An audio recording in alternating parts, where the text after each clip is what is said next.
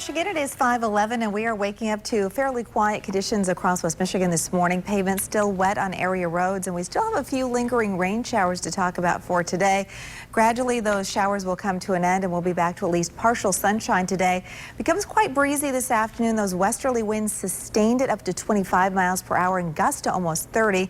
We'll keep those rip current warnings going on Lake Michigan, as we definitely have a very high risk of rip currents today. So if you're heading to the lakeshore, I'd recommend staying not only out of the water, but off of and away from those piers and breakwaters. We do have a warm up coming our way for tomorrow and for Friday, and then a sharply cooler air mass moving in as we head into the weekend. May does tend to be a transitional month of the year when it comes to our weather. Temperatures outside this morning, again, we're in the 60s, and you can certainly see that cooler air is pooling off to our west. Readings currently only in the 50s off to in the central and northern plain states, and that is the cooler air that will be moving in our direction. Now, it comes behind a strong cold front which rolls through here later Friday into Friday night.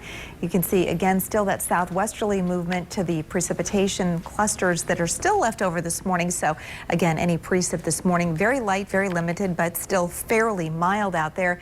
We do have more showers off to our west, and this area will continue to pivot eastward. A lot of this wet weather will track to the north of the Grand Rapids metro area as we head through the afternoon hours. So I'm not really looking at much in the way of precipitation for the rest of the day. As we check out conditions this evening and overnight tonight, skies will continue to clear out, and then during the day tomorrow, I think we'll see a good bit of sunshine. Computer models are really trying to develop a few showers along and east of US 131. I don't think that's impossible, but I do think that many of us will stay dry tomorrow, especially from US 131 off to the west. Again, here's a look at the danger brewing right along the Lake Michigan shoreline. As you can see, those waves will be building 3 to 5 feet. And again, the rip current risk is very high as we move through the day today. So we break it down for you day by day in that 8-day forecast. You'll see highs in the low 80s for tomorrow and Friday. A few showers and thunder showers late Friday night into early Saturday, and then lots of dry weather building in as we close out the weekend and head into next week. Meteorologist Matt Kirkwood giving us a preview the first half of the month of June. Matt. And you notice on that 8-day forecast, June 1st is this next coming Monday, and then a warming trend. And it looks like the latest on the temperature outlook, we're going to continue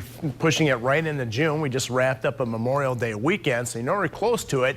And look at this, eastern half of the United States, above average temperatures expected through June 3rd. Through the 9th, and even in the eastern Great Lakes expecting much above average temperatures, also on the west coast as well. Where the rain has been, the flooding situation where the soil moisture is going to be quite wet, that's where we're expecting below average temperatures. In terms of precipitation during that same time frame, it looks like the eastern half of the United States will see above average amounts, including us in the Great Lakes. Right now we're about an inch below average for the month of May, although we have a decent chance of rain again before we close out May this upcoming weekend, especially Friday night and through early Saturdays. We're an inch below average right now. It seems like all we've been doing is getting rain. Just not a lot of it over the airport. Some areas a little bit more than what the airports receive. Yeah, I was driving to Fenville, and let me say I'm surprised that in my 15-minute stretch of 196 that there wasn't at least an inch and a half of rain. Yeah, I picked up a little more on my rain gauge than the airport yesterday. Yeah, the airport must be parched. I mean, they must be very jealous right now because it seems like my yard has just been getting flooded.